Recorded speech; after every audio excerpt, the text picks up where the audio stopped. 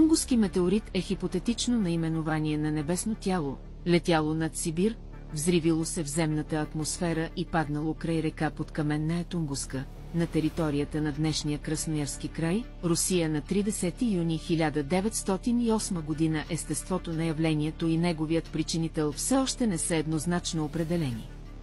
Сутринта на 30 юни 1908 година над Централен Сибир от изток на запад прелита огнено тяло.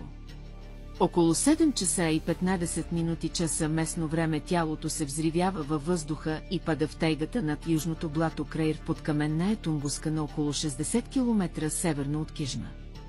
Мощността на взрива се оценява на 10 до 50 мегатона тротилов еквивалент. Взривът става на височина 7-10 км над земята над незаселена тайга. В резултат от взрива дърветата са повалени на площ над 2000 км.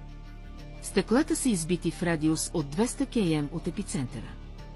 Взривът е чут на разстояние до 800 км от епицентъра, взривната вълна е регистрирана от обсерватории на много места по света.